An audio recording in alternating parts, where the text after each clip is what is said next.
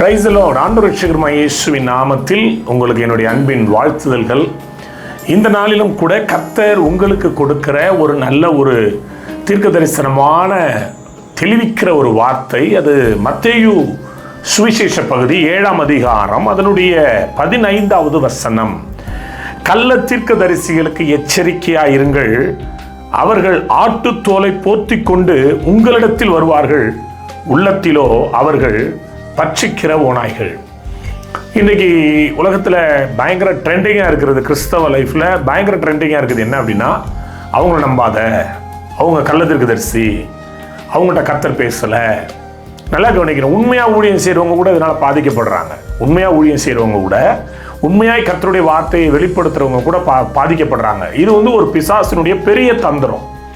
நல்லா கவனிங்க, நல்ல தீர்க்கதரிசிகளையும் கள்ள தீர்க்கதரிசிகளையும் அடையாளம் காண முடியாமல் இன்றைக்கு கிறிஸ்தவ சமுதாயம் அது வேறு விதமான ஒரு வஞ்சிக்கப்படுகிற ஒரு நிலைமையிலே தள்ளப்பட்டிருக்கிறதை நான் பார்க்கிறேன். உண்மையிலே ஒரு ஊழியக்காரன் நல்ல ஊழியம் செய்வான், கர்த்தர் அவனோட பேசுவார், அவன் தேசத்திற்கு தேவையான நல்ல செய்தியையும் கடினமான செய்தியையும் பாவத்தை உணர்த்துகிற செய்தியும் சொல்லும் பொழுது அது ஏற்றுக்கொள்ள மனதில்லாமல் உண்மையானவர்களை கூட கள்ள தீர்க்கதரிசிகள் அப்படின்னு சொல்ற இன்னைக்கு ஒரு மிக மோசமான நிலைமைக்கு இன்றைக்கு கிறிஸ்தவமும் இன்றைக்கு உலகம் தள்ளப்பட்டிருக்கிறது.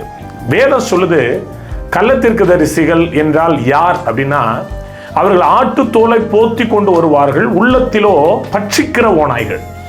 அவங்களுடைய கேரக்டரை தான் நம்ம பார்க்கணும், நல்லா கவனிக்கணும். அதுக்கு அடுத்தது இந்த வசனத்தில் ஆண்டவர் சொல்லுவார் பாருங்களேன், இதெல்லாமே ஏசப்பா தன் வாயை திறந்து சொன்ன ஒரு வார்த்தை. 16ஆம் வசனத்தில், அவர்களுடைய கனிகளினாலே அவர்களை அறிவீர்கள். பாருங்களேன், இப்போ தீர்க்கதரிசிகளுக்கு கனிகள் இருக்கணும்ன்றத ஆண்டவர் சொல்றாரு. நல்ல தீர்க்கதரிசிகள் நல்ல கனிகளை கொடுப்பாங்க, கெட்ட தீர்க்கதரிசிகள் கெட்ட கனிகளை கொடுப்பாங்க. ஒருவேளை என் அன்பு தேவனுடைய பிள்ளைகளை, ஆட்டுத்தோலை போர்த்தி கொண்டு வருகிற ஒருவேளை கள்ள தீர்க்கதரிசிகள் கெட்ட கனிகளை கொடுக்க அவர்கள் விரும்புவார்கள்.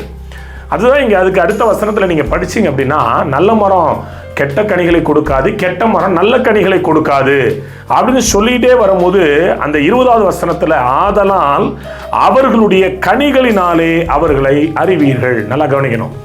அப்போ கனியுள்ள ஒரு மனுஷன் நல்ல தீர்க்கதரிசியாக தான் இருக்க முடியும். ஆவியின் கனியோ, அந்த கலாத்தியர் 5ஆம் அதிகாரம் 22ஆம் வசனத்தை நீங்கள் படிச்சீங்க, 23, 22, 23 படிச்சீங்கன்னா, ஆவியின் கனியோ அன்பு, சந்தோஷம், சமாதானம், நீடிய பொறுமை, அப்படி ஒரு 9 கனிகளை அங்கே ஆண்டவர் நமக்கு அடையாளப்படுத்துகிறார். இந்த இடத்துல இந்த மத்தேயு அந்த 7ஆம் அதிகாரத்தில் ஒரு கனியாக நான் பார்ப்பது என்ன அப்படின்னா, அந்நாட்களிலே அநேகர் போய், கர்த்தாவே கர்த்தாவே உம்முடைய நாமத்தினாலே தீர்க்க தரிசனம் உரைத்தோம், உம்முடைய நாமத்தினாலே அற்புதங்களை செய்தோம், உம்முடைய நாமத்தினாலே அடையாளங்களை செய்தோம் அப்படின்னு சொல்லும் போது, நான் ஏன் அப்படின்னா, என் பிதாவின் சித்தத்தின்படி செய்கிறவனே பரலோக ராஜ்யத்தில் பிரவேசிப்பானே அல்லாமல் என்னை நோக்கி கர்த்தாவே கர்த்தாவே கர்த்தாவேன்னு சொல்றவன் பிரவேசிக்க முடியாது. அப்போ அதுக்கு அடுத்த வசனத்தில் சொல்றாரு, உமது நாமத்தினாலே நாங்கள் அநேக அற்புதங்களை அடையாளங்களை செய்தோம் என்று சொல்லும் பொழுது அவர் சொல்றாரு, உங்களை நான் ஒரு காலம் அறியவில்லை. அப்போ ஒரு தீர்க்கதரிசிக்கு இருக்க வேண்டிய முக்கியமான கனி என்ன அப்படின்னா, ஆண்டவருடைய சித்தத்தை அறிந்து செயல்படுகிற ஒரு கேரக்டர் அவனுக்குள்ள இருக்கணும். நல்லா கவனிக்கணும்.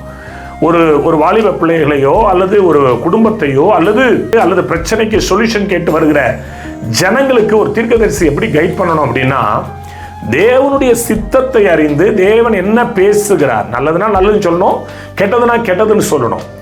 அப்போ தேவனுடைய சித்தத்தை இந்த பூமியிலே ஜனங்களுக்கு அறிவிக்கிறவன் தான் நல்ல தீர்க்கதரிசி. கர்த்தர் என்ன சொல்லுகிறாரோ, நல்லா கவனிக்கணும். இன்னைக்கு நிறைய பேருடைய மென்டாலிட்டி எப்படி இருக்கு அப்படின்னா, ஒரு ஆசீர்வாதமான செய்தியை கொடுக்கும் போது அவர்களின் நல்ல தீர்க்கதரிசி அப்படின்னும், ஒரு கடினமான பிரசங்கத்தை பண்ணும்போது கெட்ட தீர்க்கதரிசி அப்படின்னு சொல்றாங்க. நல்லா கவனிக்கணும். பரலோக தேவனுடைய சித்தத்தை ஒரு மனுஷன் வெளிப்படுத்துகிறானேயானால் அவன்தான் பரலோகத்திலிருந்து ஒரு நன்மையான காரியங்களை கொண்டு வர முடியும். அப்போ தீர்க்கதரிசி, நல்ல தீர்க்கதரிசி யார் அப்படின்னா, ஜனங்களுக்கு கர்த்தர் என்ன சொல்கிறாரோ, ஒன்று உண்டு அல்லது இல்லை, இது சரி அல்லது இது தவறு, இதை செய்தால் வாழ்வீர்கள், இதை செய்தால் பிழைப்பீர்கள், இதை செய்தால் நீங்கள் சாவீர்கள், இப்படி தன்னுடைய விருப்பத்திலிருந்து எடுத்து சொல்லாம கர்த்தருடைய சித்தத்தை அறிந்து செய்கிறவன் தான் நல்ல தீர்க்கதரிசி. ஒருவேளை பிரேயருக்கு வர்றவங்க நமக்கு 1,00,000 கொடுக்கலாம், 1000 கொடுக்கலாம். ஒருவேளை அவங்க கொடுக்குற பணத்துக்காக ஒரு ஊழியத்தை செய்யாம கர்த்தர் என்ன சொல்லுகிறார், உன்னுடைய வாழ்க்கையில கர்த்தர் என்ன சொல்லுகிறார், இதை உண்மையாய் சொல்லி உள்ளத்தின் ஆழத்திலிருந்து அவர்களை ஆசீர்வதித்து உள்ளத்தின் ஆழத்திலிருந்து நன்மையான காரியங்களை வெளிக்கொண்டு வருகிறவன் தான் நல்ல தீர்க்கதரிசி. அப்போ கனிகளை பாருங்க, அவன் நல்ல மனுஷனா கெட்ட மனுஷனான்றது உங்களுக்கு நல்லா தெரியும். அவருடைய கேரக்டரை வாட்ச் பண்ணுங்க. அவன் சொல்ற வார்த்தைகள் உங்களுடைய வாழ்க்கையில நடக்குதான்னு பாருங்க. அவனுடைய வார்த்தைகள் ஆம் என்றும் ஆமேன் என்றும் இருக்குதான்னு பாருங்க. அப்படி இருந்தது அப்படின்னா அவங்க நல்ல தீர்க்கதரிசி.